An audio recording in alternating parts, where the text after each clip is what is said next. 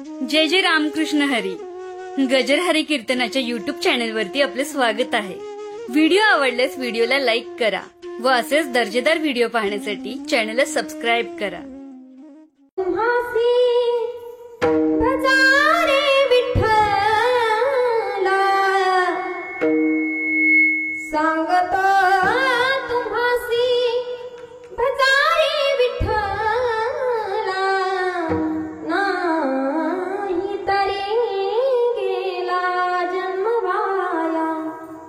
करिता भरोबरी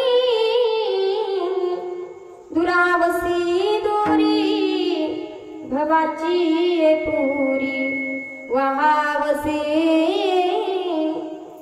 काही न लगे भवाची करण तुका मारे आण विठोबाची करिता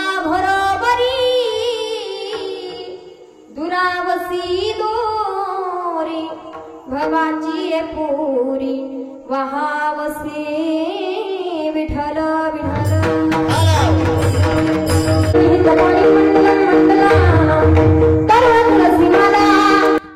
कंधरम कंजनेत्रम सदय धवलहासं विठ्ठलं चिन्तयामि पाण्डुरङ्गाकारो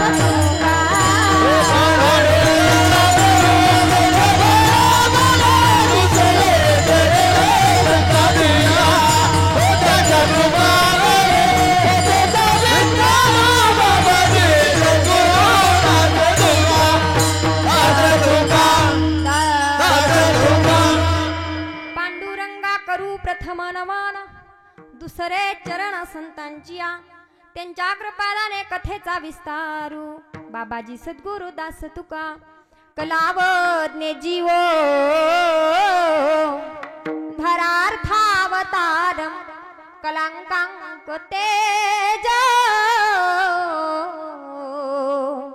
धिकामो दिवक्त्रम खलानी शवादा पडदार दक्षम समाधिस्थमूर्तिं भजे ज्ञानदेवम्. ओम नमो ज्ञानेश्वरा ज्ञानेश्वरा ओम नमो ज्ञानेश्वरा ज्ञानेश्वरा ओम नमो ज्ञानेश्वरा ज्ञानेश्वरा ओम नमो ज्ञानेश्वरा नमो ज्ञानेश्वरा ओम नमो ज्ञानेश्वरा ओम नमो ज्ञानेश्वरा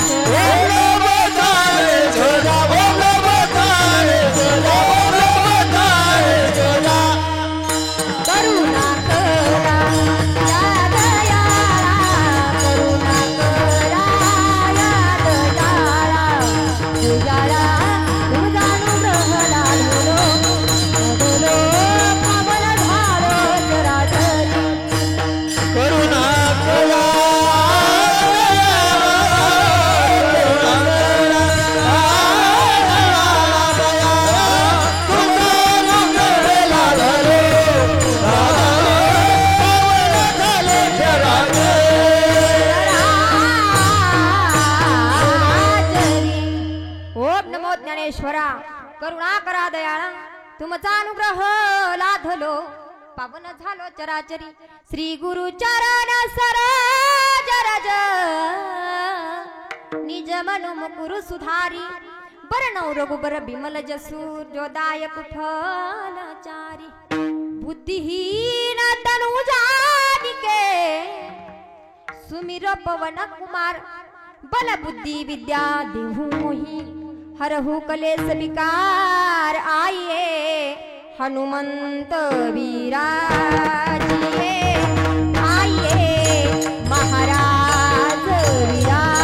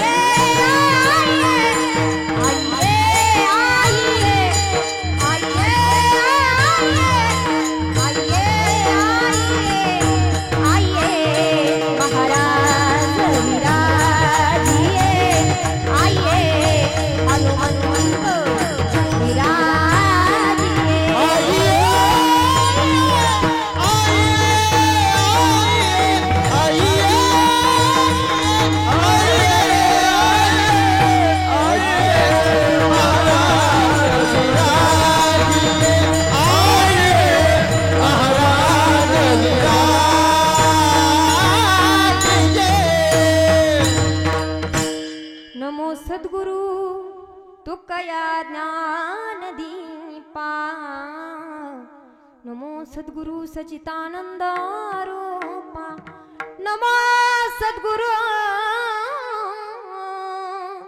भक्त कल्याण मूर्ती नमो सद्गुरु भास्करा पूर्ण कीर्ती अधरम मधुरम वदनम मधुरम नयनम मधुरम हसितम मधुरम हृदयम मधुरम गमनम मधुरम मधुराधिपते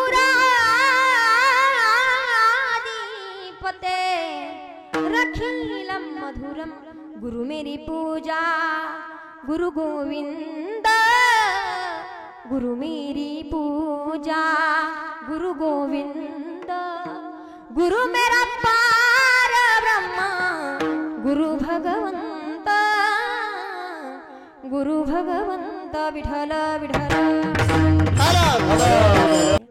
वैराग्याची महामूर्ती वैराग्याचा ज्वलंत प्रतीक असणारे सदैव वैकुंठाला जाणारे पंचमवेद निर्माते विश्ववंदे जगद्गुरु तुकोबाराया आणि तुकोबाराया आजच्या अभंगातून मानवी जीवनाला उपदेश करतायत.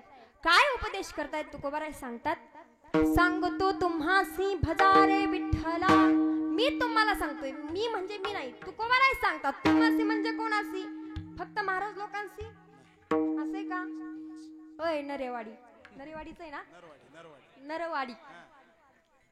फक्त महाराज लोकांशी सांगितलंय का? अजिबात नाही. सांगतो तुम्हासी आम्हाशी सगळ्यांशी सांगितलंय. सांगतो तुम्हासी भजारे विठ्ठला. तुम्ही काय करा? विठ्ठलाचं भजन करा. बर तुम्ही विठ्ठलाचं भजन नाही केलं तर काय होईल? लोक म्हटले महाराज हे बघा आम्ही संसारिक माणसं आहे, रात्रंदिवस तेवढं काम करणं आमच्याच्यानं जमणार नाही. आम्हाला दुसरीही भरपूर काम आहेत, फक्त आम्हाला विठ्ठलाचं भजन करून अजिबात चालणार नाही. कारण उपजीविका भागवण्यासाठी काहीतरी काम थोडंफार करावं लागेल. म्हणून आम्हाला नुसतं भजन करायला जमणार नाही. पण नाही जर भजन केलं तर काय होईल? तुकाराय म्हटले तुमचा जन्म वायाला जाईल. वाया जाणं कशाला म्हणतात? वाया जाणं जी वस्तू ज्या कामासाठी दिली ना त्या कामासाठी तिचा उपयोग न होणं म्हणजे वाया जाणं. बरोबर? आता तुम्ही 1 वाजल्यापासून कथेला येतात बरोबर? कथेला आल्याच्या नंतर तुम्ही लक्ष देऊन कथा नाही ऐकली, उगाच झोपतात का? उगाच कुठेतरी बघत राहिला, रस्त्यावरून गाडी चालली तिकडच बघत बसल्या, तुवर ताई काहीतरी बोलून गेल्या. अगदी महत्वाचे शब्द, तुमचे कल्याण करणारे शब्द ताई बोलल्या, ते तुम्ही लक्ष देऊन नाही ऐकलं तर तुमचं इथे येणं काय झालं? वाया गेलं की नाही? म्हणून जी वस्तू ज्या कामासाठी दिली त्या कामासाठी तिचा उपयोग. मग हा नरदेह तुम्हाला भजनासाठी दिलाय, मग तुम्ही वाया घालू नका, तुमचा जन्म वाया घालवू नका.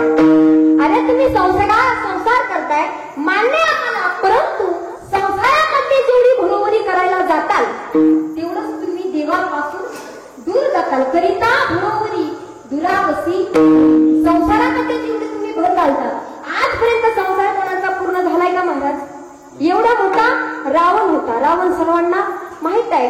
रावणाकडे किती मोठी संपत्ती होती, एवढा विद्वान होता, एवढा पंडित होता, रावणासारखा हुशार, रावणासारखा श्रीमंत, रावणासारखा विद्वान अजून या विश्वामध्ये दुसरा कोणी झालेलाच नाहीये. भगवान श्री शंकराचा हात त्यांच्या मस्तकावरती होता. एवढा श्रीमंत होता, संसारातल्या इच्छा होत्या महाराज त्याच्या. एवढा मोठा परिवार होता, 1 लाख नातू होते त्याला, 80,000 बायका, 1 लाख नातू आणि 1.25 लाख पंतू. एवढा मोठा त्याचा परिवार होता. तुम्ही म्हणता तुला कसं काय माहित, तू काय सांभाळायला होती काय? सांभाळायला नव्हते, पण एवढा मोठा परिवार असून सुद्धा त्याच्या संसारातली एक सुद्धा इच्छा त्याची पूर्ण झाली नाही.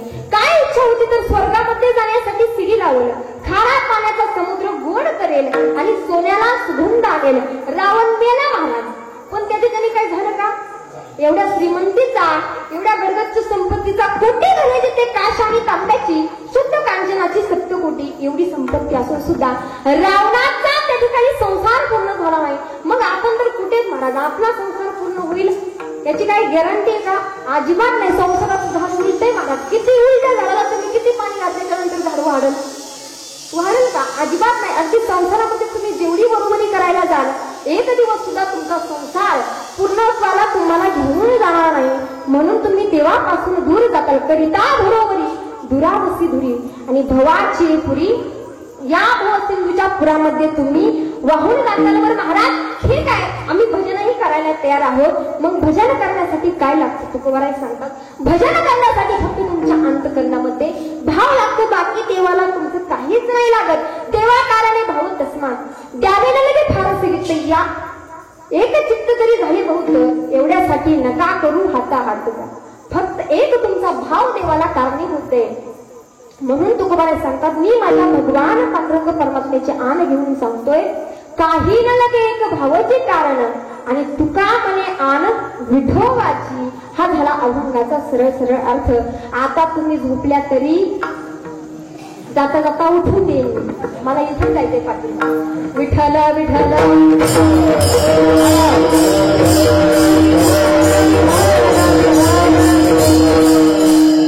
अभंगाचा सरळ सरळ अर्थ मी तुमच्या समोर मांडलाय. अभंगाकडे वळण्यापूर्वी अल्पसा परिहार द्यायचा तो म्हणजे सांग. अखिल मूळ ब्रह्मांड नायक, जगतचालक, जगाचा नियंता परमपिता परमेश्वर, की ज्याच्या सत्तेनं अखिल विश्व चाललंय. वृक्षाचे पान हाले ज्याची सत्ता, किंवा गतिर्भरता प्रभू साक्षी.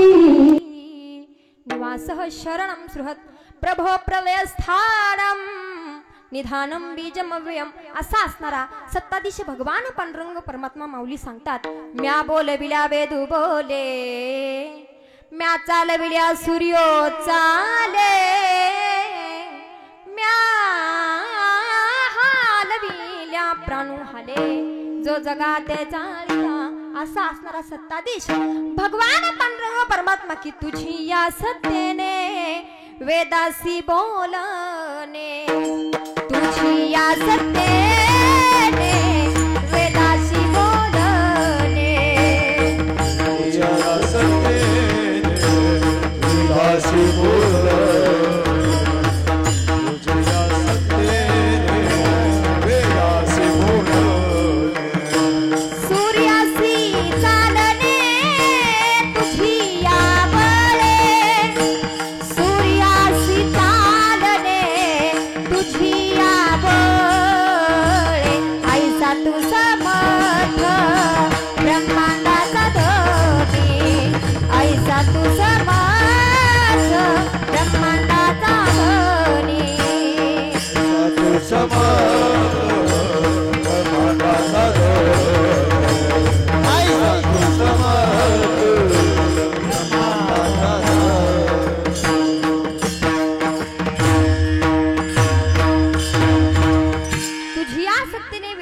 बोलणे आणि सूर्यासी चालणे तुझ्या बळे या भगवान पांडुरंग परमात्म्याच्या कृपेने आपल्या गावामध्ये चालत असलेला श्री क्षेत्र नरेवाडी आणि या नरेवाडीमध्ये चालत असलेला अखंड हरिनाम सप्ताह शिवलीला अमृत शिव महापुराण कथा आणि त्या कथा सोहळ्यामध्ये कीर्तनाचा 8 दिवसाचा हा महिला सप्ताह आणि या महिला सप्ताहामधील 3ऱ्या दिवसाची कीर्तनाची सेवा खरं पाहिलं तर या ठिकाणी आज माझं कीर्तन नव्हतं, पण योगायोगाने महाराजांची तारीख कोणत्या होत्या त्यांची तारीख कॅन्सल झाल्यामुळे अचानक माझं कीर्तन ठेवण्यात आलं.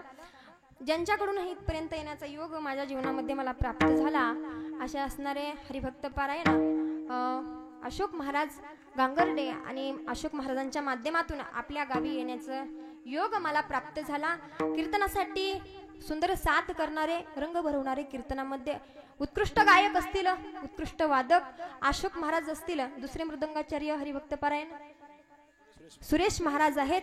दोघांचंही गोड मृदंग वादन आहे. हरिभक्त पारायण गायनाचार्य अशोक महाराज आहेत. दादांचं सुद्धा गोड गायन आहे. इकडचे हरिभक्त पारायण महाराज अनुरुद्ध बाबा आहेत, त्यांचे देखील मनापासून आभार.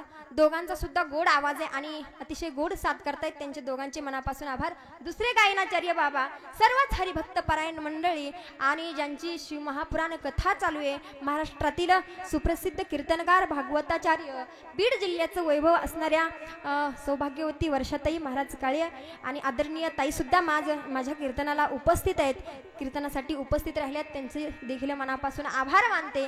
तुमचे सर्वांचे मनापासून आभार मानते. त्यासाठी कथेसाठी गायनाची साथ करणाऱ्या वैष्णवी ताई असतील, त्यांचे देखील मनापासून आभार. सर्वांच्या चरणी एकदा नतमस्तक होऊन आता ज्यांची ज्यांची नावं घेतली ते देव, राहिलेले सगळेच महादेव. विठ्ठल विठ्ठल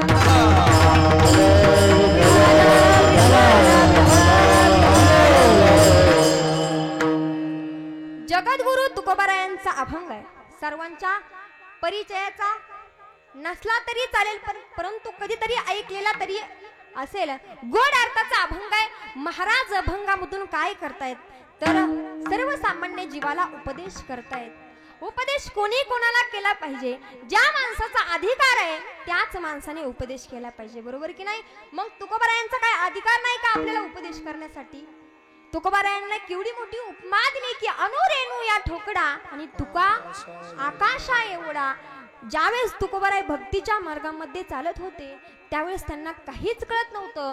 तुकोबाराय म्हणत होते, माझी मज झाली अनावर वाचा, माझी मज झाली अनावर वाचा, माझी मज झाली अनावर वाचा, माझी मज झाली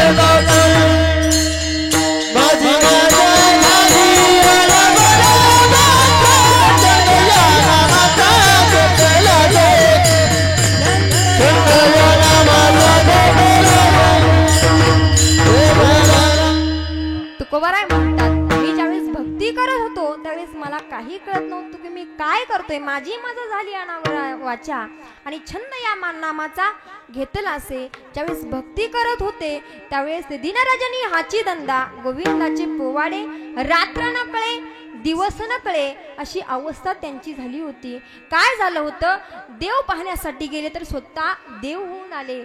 देव पहावयासी गेलो, देव पहावयासी गेलो, देवची होवनिया ठेलो, हो देवची होवनिया ठेलो. देव माझा मी देवाचा, हीच माझी हीच माझी हीच माझी सत्यवाचा. देव माझा मी देवाचा, देव माझा मी देवाचा, देव माझा आणि मी देवाचा अशी जगद्गुरु तुकोबारायांची अवस्था झाली आहे. आकाश एवढी ज्यांना उपमा दिली आहे असे असणारे, ज्यांची आकाश एवढी उंची आहे असे असणारे जगद्गुरु तुकोबाराय आपल्याला उपदेश करतायत.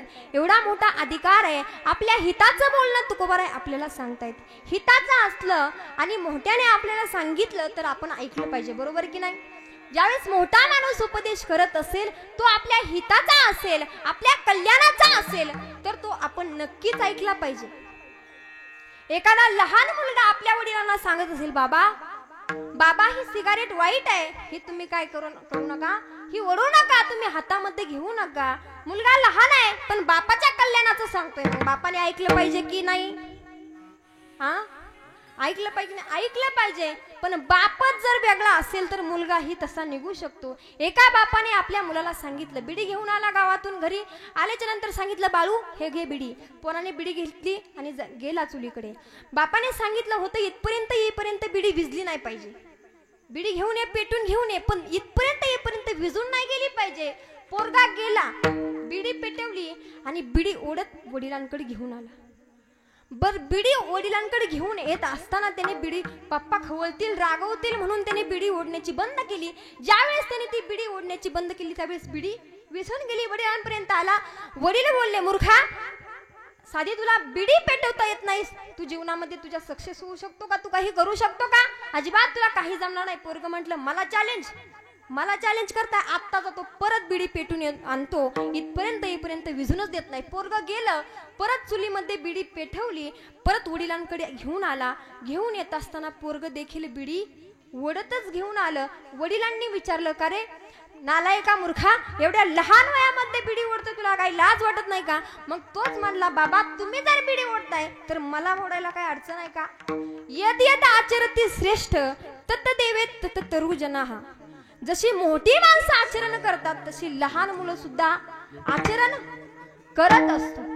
तशी मोठी माणसं वागतात, घरातली माणसं जशी वागतात तशी लहान माणसं वागायला लागतात. मग उपदेश आपल्या हिताचा असेल. एखादी बायको आपल्या नवऱ्याला सांगत असेल की तुम्ही दारू पिऊ नका, दारू कशी आहे, वाईट आहे, मग बायको नवऱ्याला हिताचं सांगते म्हणजे ती सांगतच राहते. महाराज तिचं सांगणं कधी बंद असतं का?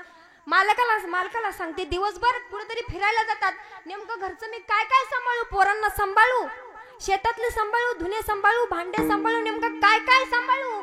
नवरा म्हटला, काहीच नको सांभाळू, फक्त तुझं तोंड सांभाळ, बाकी सगळं मी सांभाळतो. सांगतच राहते महाराज. पण ते हिताचं असेल तर ते नवऱ्याने सुद्धा ऐकलं पाहिजे. मग जगद्गुरु तुकोबाराय आपल्या कल्याणाचं सांगतायत. काय सांगतायत की तू काय कर, विठ्ठलाचं भजन कर. बरं, विठ्ठलाचंच का भजन करायला सांगितलं? बाकीचे काही देव नाहीत का महाराज?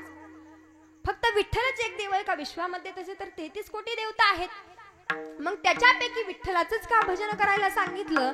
आपल्याला कळत नाही. वि म्हणजे विधाता भगवान विष्णू, ठ म्हणजे नीलकंठ महादेव, ल म्हणजे लक्ष्मीचा पती, असा असणारा सर्व गुण भगवान पांडुरंग परमात्मा आहे आणि त्याची आपल्याला भक्ती करायला सांगितली. अभंगाचं पहिलं सांगतो तुम्हासी भणारे विठ्ठला, सांगतो तुम्हासी भणारे विठ्ठला, सांगतो तुम्हासी भणारे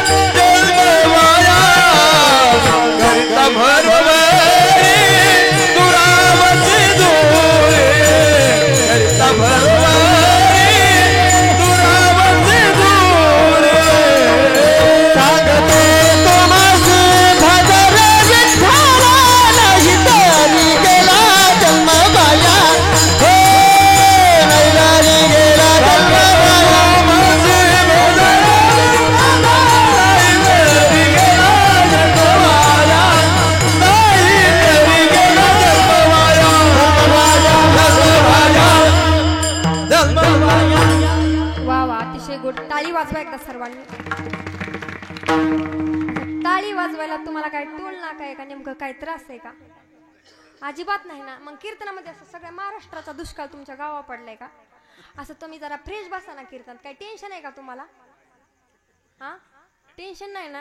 कीर्तनामध्ये कसं बसायचं? मन करारे प्रसन्न सर्व सिद्धीचे साधन, क्योंकि जो फूल खिले हुए होते हैं वो भगवान के चरणों में समर्पित किए जाते हैं, और जो फूल मुरझाए हुए होते हैं वो खिचड़ी के डब्बे में गिर जाते हैं.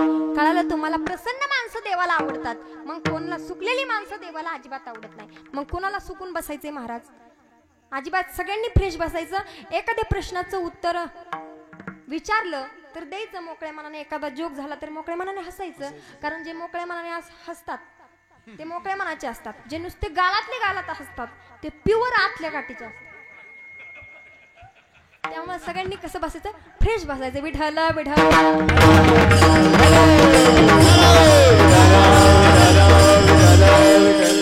तुकोबाराय अतिशय गोड सांगतायत. सांगतो तुम्हासी भजारे विठ्ठला, तुम्ही विठ्ठलाचं भजन करा. 33 कोटी देवतांपैकी अष्टचमुंडा भैरव अनेक देवता आहेत. त्याच्यामध्ये विठ्ठलालाच भजायला सांगितलं. अरे आपल्याकडे देव असतात, बरोबर आहे. आपल्याकडे प्रत्येक देव आहे. प्रत्येक देवाची भक्ती ही